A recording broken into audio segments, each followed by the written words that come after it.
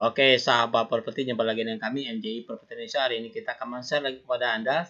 Kalau Anda sebagai pebisnis properti, sebagai pengembang properti dan ingin berkarir sebagai developer perumahan, maka Anda perlu mengupgrade diri, perlu mengembangkan diri, perlu menambah ilmu. Nah, bagaimana cara kita mencari ilmu, menambahkan ilmu di bidang properti? Caranya bisa aja lihat baca buku, lihat YouTube, di asosiasi bisa reapersi, Anda bisa belajar ke developer senior Anda. Kenapa kami sarankan Anda mengupgrade diri, dan skill ini yang perlu Anda miliki. Karena tanpa skill, tanpa ilmu, semuanya sia-sia, sahabat properti. Anda jangan bayangkan bisnis properti itu mudah dan bisa cepat kaya raya. Kalau Anda tidak mempunyai skill ini, 4 skill dasar yang perlu Anda miliki. Kalau Anda tidak punya ini, jangan Anda urungkan niat Anda untuk berbisnis di bidang properti. Karena bisnis properti sebagai pengembang properti itu besar resiko. Oke, sahabat properti, kita kupas tuntas skill apa saja yang perlu kita miliki dan resiko apa saja.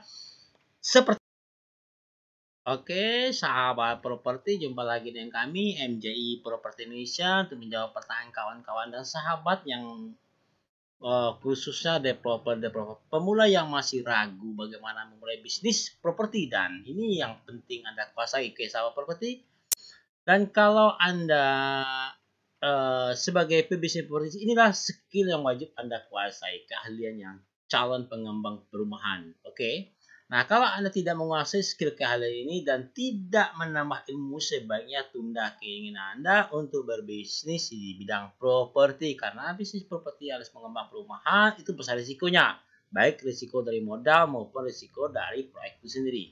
Dari sahabat properti, karena besarnya risiko di proyek, di bisnis perumahan ini, maka perlu kiranya kita menambah ilmu. Ya, menambah ilmu itu banyak cara, bisa belajar di YouTube gratisan, bisa belajar di asosiasi, di tempat-tempat, bisa belajar dengan senior developer kita yang telah berpengalaman. Karena banyak sekali ilmu-ilmu yang sebenarnya diajarkan di seminar-seminar, ternyata di lapangan itu berbeda, sahabat properti. Tidak seindah yang Anda bayangkan. Anda jangan bayangkan bahwa bisnis properti itu untungnya besar, langsung kaya raya. Tidak seperti itu, sahabat properti. Perlu proses. Oke, kita lanjut. Nah, pertama, yang perlu Anda kuasai pertama adalah kuasai ilmu cara menentukan lokasi proyek perumahan Anda. Nah, ini yang penting. Ini sebenarnya sudah pernah kami bikin juga, cara mencari. Pertama, bagaimana sih menentukan lokasi perumahan yang tepat. Nah, ini sebenarnya itu yang benar, sahabat properti. Seperti yang kita ketahui bahwa bahan baku dari proyek perumahan adalah tanah. Nah, bicara masalah tanah untuk lokasi perumahan ada beberapa kriteria yang perlu Anda pahami. Apakah lokasi tanah tersebut cocok atau tidak untuk lokasi perumahan Anda?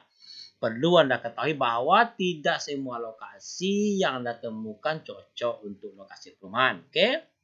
Tidak semua tanah yang cocok untuk lokasi perumahan Anda. Ada beberapa kriteria yang perlu diperhatikan, diantaranya adalah sebagai berikut. Ini sahabat properti yang penting ya. Oke.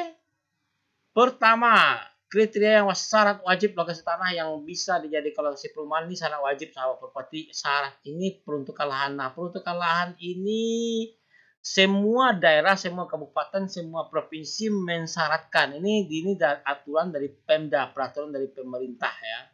Maksudnya begini, apa sih peruntukan lahan? Itu banyak juga yang nggak paham sebenarnya. Apakah tanah lokasi tersebut peruntukan lahannya sudah cocok sesuai dengan aturan ditetapkan oleh Dinas Tata Ruang Wilayah? Maksudnya begini, sahabat properti. Dalam tataran kabupaten dan kota ada suatu wilayah yang telah ditetapkan oleh rencana tata ruang kota wilayah, bahwa daerah A itu daerah pertanian, ada pusat sentral bisnis, ada pemukiman dan perumahan, ada pusat pendidikan, ada pusat sentral industri. Ada pemerintahan, artinya begini, daerah pusat pemerintahan misalnya daerah A, berarti daerah itu adalah pusat pemerintahan kota dan kabupaten. Sedangkan pusat sentral bisnis, pusat sentral industri, daerah industri di sana misalnya. Pusat sentral bisnis, ruko, mall, segala macam, ini lain lagi tempatnya. Nah, daerah pertanian dan perkebunan itu khusus lagi, itu sudah diatur oleh tata ruang. Nah, pemukiman dan perumahan, nah ini yang penting sahabat, karena kita orang bisnis perumahan dan pemukiman, maka yang penting kita cari itu adalah peruntukan lahan yang berhubungan dengan pemukiman dan perumahan. Ini di mana ngeceknya? Ini di BAPEDA, Badan Perencanaan Pembangunan Daerah. Biasanya itu di Badan Perencanaan Pembangunan Daerah ya di sana. Oke, kita tanya, datangin, itu gratis, tidak ada apa salah Pak. Tolong lihat lokasi proyek yang kami kerjakan di daerah ini. Maka mereka akan lihat peta. Anda tinggal tunjukkan alamatnya, lokasinya di mana. Setelah lihat lokasi, sekarang kan sudah sistem komputerisasi, maka akan lihat apabila daerah kebetulan daerahnya warnanya kuning, maka pemukiman dan perumahan. Kalau daerahnya memang cocok untuk pemukiman dan perumahan, maka berarti cocok ya, disesuaikan peruntukan lahannya sesuai dengan tanah tersebut. Maka Anda lanjut dengan izin-izin yang lain. Artinya ada harapan daerah lokasi yang Anda ajukan memang peruntukan lahannya sesuai untuk pemukiman dan perumahan. Tetapi apabila pas dilihat oleh Pemda petanya, ternyata di situ adalah pusat sentral bisnis atau pusat pertanian. Maka kalau ini yang terjadi pertanian atau pusat sentral bisnis, maka otomatis Anda tunda saja izin-izin lain. Karena bukan ditunda sebenarnya. Ada harapan izin Anda tidak akan dikeluarkan oleh Pemda. Karena peruntukan lahannya berbeda, sahabat properti. Oke, ini yang penting. Peruntukan lahan. Oke. Nah, setelah peruntukan lahan, kita ambil contoh, misalnya peruntukan lahan Anda sesuai nih pemukiman dan perumahan. Maka Anda selanjutnya pekerjaan kita adalah kita bisa melangkah ke yang lebih awal. Contoh. Nah, kita bisa lihat tadi udah peruntukan lahan sudah cocok, maka kita akan melihat lokasi tanah secara teknis. Nah, ini yang perlu Anda hindari. Lokasi tanah secara teknis dan tidak cocok untuk lokasi proyek perumahan. Saya bikin lokasi yang tidak cocok, bukan yang cocok ya. Kalau secara teknis cocok tuh banyak sekali sahabat properti. Misalnya tanahnya datar, lokasinya dekat kemana-mana, strategis, bisa dilalui oleh roda 4. Kalau itu umum ya, semua orang pasti tahu lah. Yang jelas ini yang perlu Anda hindari. Pertama, tanah bekas sawah, rawa, dan berair. Karena kenapa harus dihindari tanah bekas sawah? Karena ini akan menambah kos Anda yang besar lagi.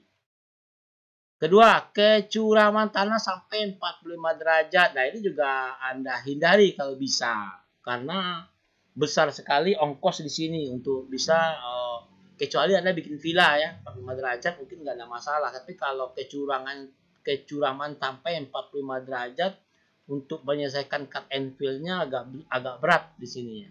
Oke. Ketiga, hindari tanah bekas urugan. Nah, bekas tanah urugan ini juga perlu Anda hindari sahabat properti karena tanah urugan itu sangat tanahnya goyang. Anda perlu 1 tahun, biasanya 1 tahun tanah itu diuruk untuk bisa dijadikan fondasi bangunan. Apalagi urukannya terlalu dalam, misalnya 1 sampai 2 meter, 3 meter. Oke, jadi kalau urukannya hanya setengah meter, masih aman lah. 4. Belum adanya infrastruktur seperti jalan masuk, jaring listrik, dan air bersih. Nah, ini juga jadi perhatian sahabat properti. Jangan tanah terlanjur Anda okekan, ternyata di sana belum adanya infrastruktur. Ini juga termasuk masalah kos, seperti jalan masuk belum ada.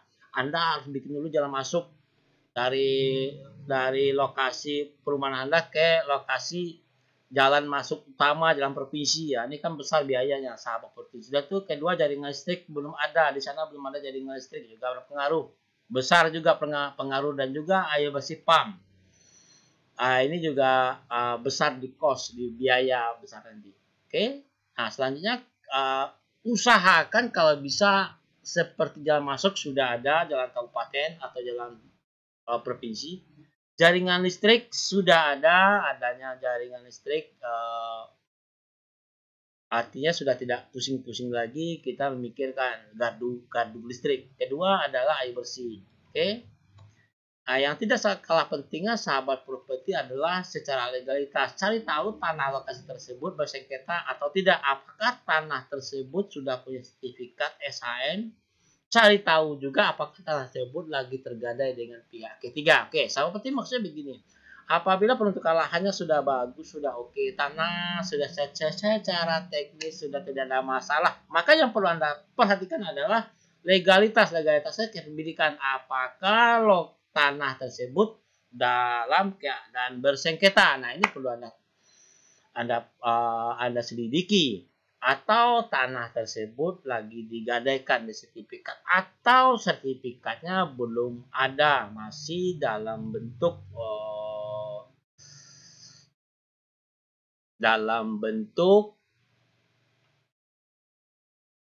belum disertifikasi maksudnya. Oke, sahabat properti, kalau secara legalitas tidak ada masalah, tanahnya tidak bersengketa, sertifikatnya sudah ada dalam bentuk SHM, bukan lagi dalam bentuk girik, maka selanjutnya ini sudah masuk ke secara legalitas 80%, 90% tanah Anda sudah oke, tidak ada masalah. Maka kita bisa melangkah ke skill selanjutnya. Skill kedua adalah yang perlu Anda miliki adalah sebagai cara pengurusan perizinan perumahan. Ini yang penting sahabat properti.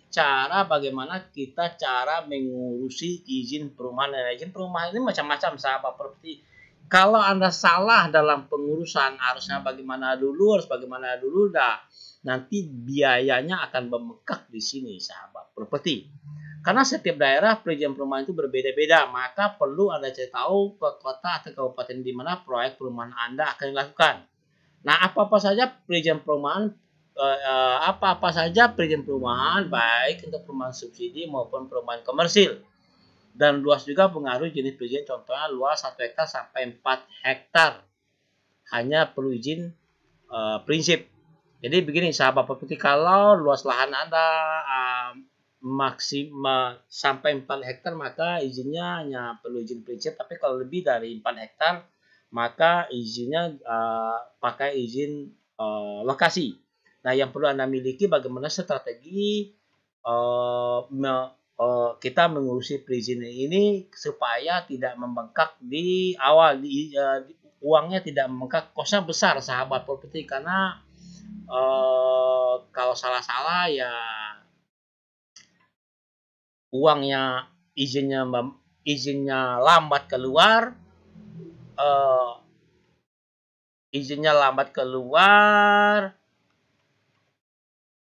dananya membengkak, kos Anda besar. Oke.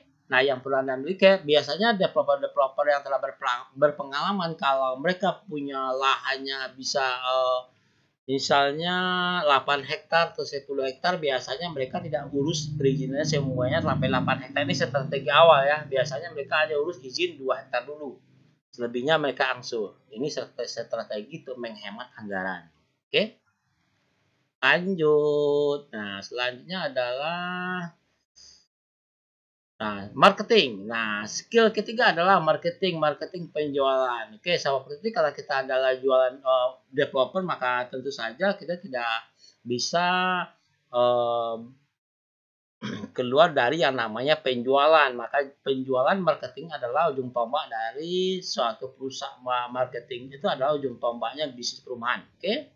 Marketing penjualan adalah ujung tombaknya bisnis perumahan, sahabat properti maksudnya. Jadi strategi upaya perumahan dapat terjual dan disukai oleh calon konsumen.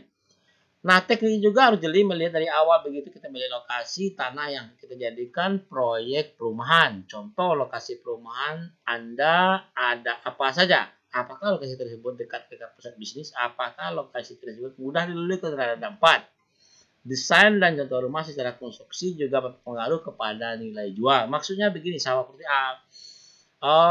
ini adalah strategi marketing penjualan kita harus bisa, karena kita adalah developer, yang kita jual adalah konsep kenyamanan, maka kita juga jual konsepnya seperti apa saja yang ada di lokasi tersebut. Ini yang akan kita miliki, contohnya seperti ini. Apa saja di sekitar lokasi tersebut, karena itu pengaruh kepada penjualan marketing. Nah, di sekitar lokasi tersebut ini juga pernah kami bikin videonya berpengaruh. Ini dari awal, seperti misalnya yang perlu kita perhatikan, apakah lokasi itu dekat dengan pusat pemerintahan, dekat dengan lokasi kesehatan, pusat perbelanjaan, pusat pendidikan, universitas, sekolah. Nah, inilah yang akan kita jual kepada calon konsumen kita, bahwa lokasi ini memang layak untuk dimiliki karena dia terletak di pusat, dekat dengan pusat pendidikan, pusat perbelanjaan, dekat dengan pusat pemerintahan, tidak berapa jauh dengan klinik kesehatan. Ini nilai jual, sahabat properti, strategi marketing. Oke, nah strategi marketing ini juga berpengaruh dari sebagaimana kita dari awalnya menentukan suatu lokasi proyek. Oke, nah selanjutnya adalah skill ilmu konstruksi. Nah, ini yang sangat penting, sahabat properti. Nah, karena kita sebagai developer pengembang proyek perumahan, maka tentu saja pekerjaan kita selalu berhubungan dengan dunia konstruksi. Rumah konstruksi mulai dari dasar fondasi, slab, kolom, tiang, pasangan dinding, serta rangka atap. Nah, semua ini kita sebagai pengembang perumahan harus paham dunia konstruksi. Kalau Anda tidak paham dunia konstruksi, nanti Anda dibohong-bohongi oleh tukang Anda. Merencanakan jalan lingkungan buat kaplingan serta perkerasan jalan lingkungan. Drainase air buangan limbah perumahan ini yang penting, sahabat properti. Contohnya seperti site plan berikut ini. Oke. Nah, kita udah buatkan contohnya ya. Nah, ini sahabat properti bagaimana ini contoh site plan yang pernah kita buat ya. Ini jalan lingkungan. Ini kalau kita sebagai pengembang perumahan ini, Anda harus paham membaca gambar ini jalan lingkungannya seperti ini adalah unit rumahnya, dari sini berapa, harganya berapa, ada apa saja di sekitar lokasi ini. Oke, nah ini yang dinamakan dengan set perumahan. Nah, kalau Anda belum punya, kalau Anda ingin bisnis perumahan tapi Anda belum punya set plan seperti ini, hubungi kami bisa bantu Anda. Oke. Nah, selanjutnya adalah yang perlu Anda miliki contoh seperti ini. Nah, ini adalah gambar-gambar proyek perumahan untuk tipe 36 subsidi ya. Contoh ini oke, seperti ini ada tampak depan, ini ada denahnya. Nah, ini tampak depan denah, dan ini adalah dunia konstruksi seperti ini. Nah, ini adalah detail dari fondasi. Nah, yang begini-begini Anda harus paham, sahabat properti, bagaimana Anda membaca gambar. Sini adalah rencana fondasi, ada rencana rangka atap, potongan gambar-gambar, supaya kalaupun Anda kita sebagai developer ingin mensupplykan kepada kontraktor pekerjaan fisik, pekerjaan proyek kita nggak dibohong-bohongi oleh kontraktor, juga orang-orang Anda.